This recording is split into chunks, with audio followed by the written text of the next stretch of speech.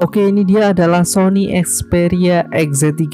Tentu saja ini adalah HP limbah Jepang yang sekarang itu cukup populer karena sekarang itu harganya cukup menggiurkan di angka 1 jutaan. Lebih tepatnya antara 1,5 sampai dengan 2 juta. Seperti biasa, tergantung minus kelengkapan serta versi mana. Dan kalian bisa mendapatkan HP ini di toko-toko online kesayangan kalian. Ada banyak sekali variannya, tinggal kalian pilih aja.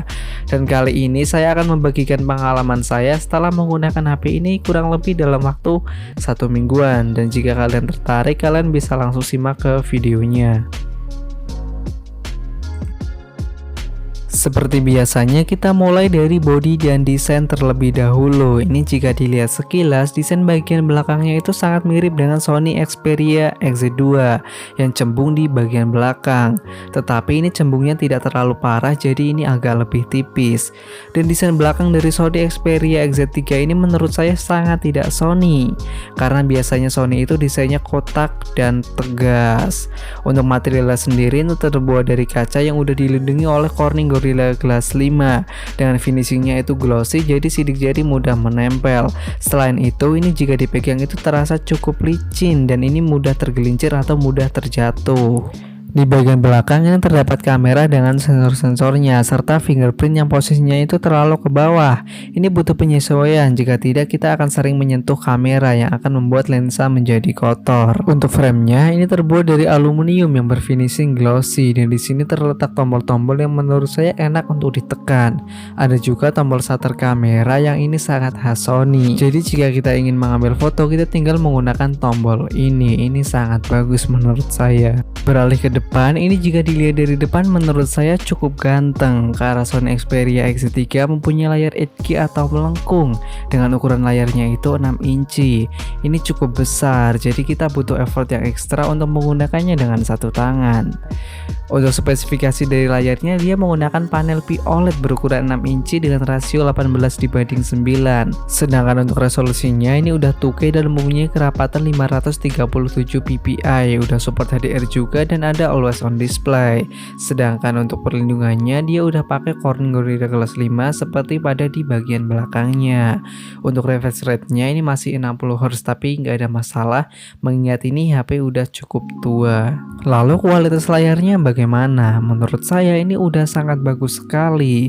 Tanpa kita melihat spesifikasinya pun kita udah tahu bahwa layar dari Sony Xperia XZ3 itu berkualitas jempolan. Mulai dari desain layar dan gambar yang ditampilkan itu udah jos banget untuk harga segini. Kualitas warna yang ditampilkan itu sangat bagus. Warnanya itu gonjreng alias keluar dan hitamnya itu pekat sekali. Selain itu ini layarnya juga tajam banget mengingat resolusinya itu udah 2K. Jadi untuk menikmati konten ini udah sangat bagus dan bikin betah pokoknya. Dan layar HP ini pun masih sangat bisa digunakan di luar ruangan walaupun di terik matahari sekalipun karena memiliki kecerahan yang sangat cukup. Jadi konten masih bisa terlihat dengan cukup jelas. Dan untuk responsivitasnya menurut saya ini juga cukup oke meskipun bukan yang terbaik. Sepengalaman saya saat saya mengetik ataupun coret-coret nggak ada yang typo atau nggak ada yang loncat-loncat. Ya ini cukup oke lah untuk penggunaan saya.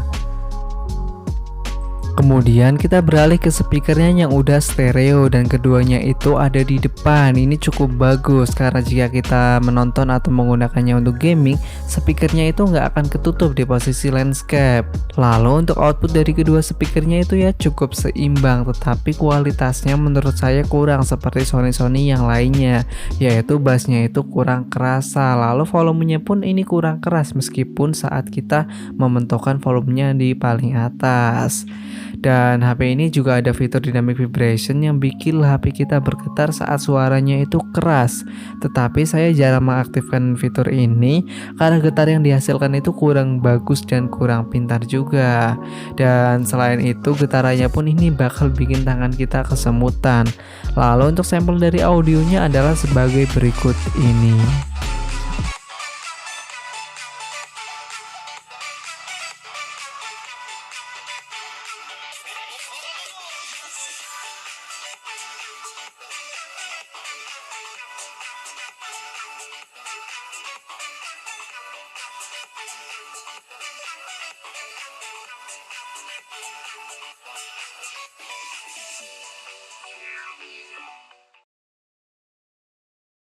Beralih ke performanya, dia itu pakai Snapdragon 845 Adreno 630 dengan RAM 4 GB. Lalu internalnya 64 GB UFS 2.1 yang bisa diperluas pakai micro SD. Dan sekarang itu posisinya berada di Android 10 yang dibalut dengan UI khas Sony yang sangat dekat dengan stok Android.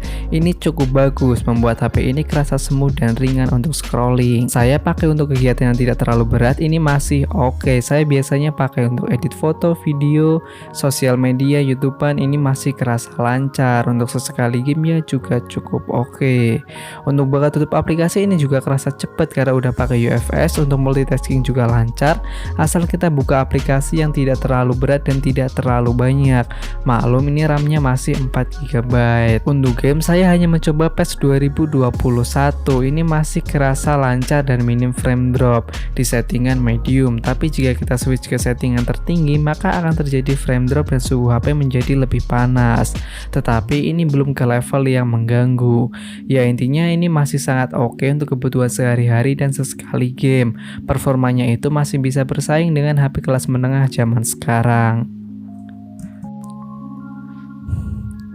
Lalu untuk baterai HP ini hanya mempunyai ukuran 3300 mAh. Ini cukup kecil untuk standar sekarang yang minimalnya itu berada di 4000-an mAh. Tapi ini bukan masalah mengingat ini HP udah cukup jadul. Dan untuk HP yang saya dapatkan ini kesehatan baterainya masih cukup baik, berkisar di 3000 mAh. Lalu dengan kesehatan baterai seperti ini dan pola pemakaian saya yang tidak terlalu berat, SOT yang saya dapatkan itu berkisar 5 jam. Ini cukup oke mengingat HP ini membutuhkan power yang cukup besar. Ditambah lagi ini layarnya udah 8K dan beresolusi 2K, pasti membutuhkan power yang besar juga. Lalu untuk pengecasan dari 0 sampai 100% dia membutuhkan waktu sekitar 2 jam. Ini cukup lama menurut saya. Dan pastikan juga jika kalian membeli HP ini, pastikan kondisi kesehatan baterainya itu masih cukup oke. Karena HP ini mempunyai daya tahan baterai yang standar aja. Dan baterai adalah komponen yang bisa terdegradasi atau performanya menurun seiring penggunaan. Beralih ke kamera, Sony Xperia XZ3 hanya mempunyai satu kamera di bagian belakang dengan resolusinya itu 19 megapiksel. Untuk hasil fotonya udah lumayan oke dengan hasil foto yang natural seperti apa yang kita lihat. Tetapi kamera dari Sony Xperia XZ3 itu kurang konsisten menurut saya, karena gambar yang dihasilkan kadang bagus dan kadang enggak. Untuk HDR-nya pun ini kurang bagus karena antara bagian terang dan gelap tidak bisa ditampilkan dengan baik. Jadi kita harus memilih mau ditampilkan bagian yang gelapnya atau bagian terangnya saja. Jika hasilnya ingin lebih baik, kita harus mengeksplor lagi mode manualnya. Untuk foto malam hari pun ini hasilnya kurang bagus dibandingkan dengan flagship atau HP yang mempunyai umur yang sama, karena gambarnya itu kurang terang dan terlalu banyak noise. Beralih ke kamera depan, Sony Xperia XZ3 mempunyai satu kamera yang beresolusi 13 megapiksel. Untuk hasil kamera depannya menurut saya ini udah sangat bagus, karena lensa yang digunakan adalah lensa wide dan hasilnya itu natural serta tajam sesuai dengan selera saya. Lalu untuk perekamannya dia mampu 4K 30fps di bagian belakang dan Full HD 30fps di bagian depannya. Untuk hasil foto dan videonya adalah sebagai berikut ini.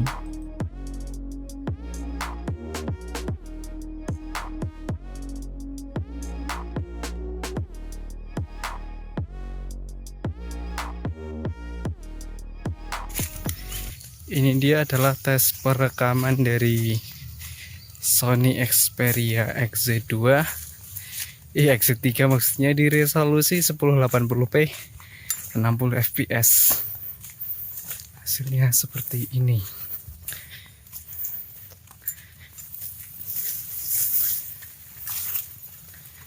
Dia terlihat cukup stabil.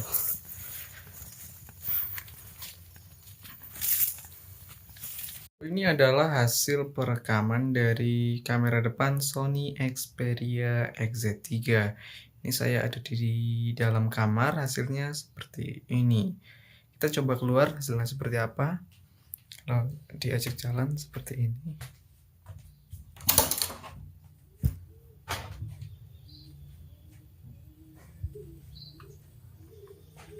Ini terlihat cukup stabil.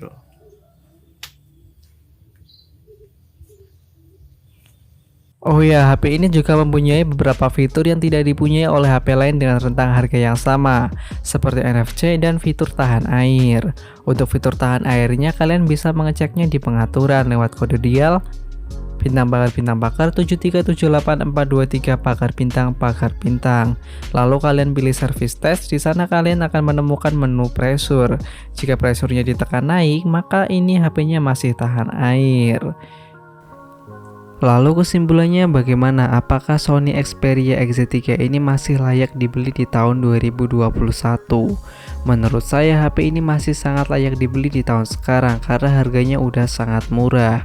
Dan dengan harga sekitar 1,5 jutaan kalian bisa mendapatkan banyak hal seperti body dan desain yang premium, layar yang bagus banget, performa yang masih cukup oke di tahun sekarang, serta beberapa fitur yang kalian tidak akan temukan di HP dengan harga yang sama seperti fitur NFC dan tahan air. Tetapi jika kalian ingin membeli HP ini, pastikan sellernya itu yang amanah dan pastikan juga semua fungsinya berfungsi dengan baik, terutama email karena sekarang itu lagi musimnya begal email atau emailnya itu kadang bermasalah. Ya udah, sekian dari saya. Apabila ada kesalahan saya mohon maaf. Wassalamualaikum warahmatullahi wabarakatuh.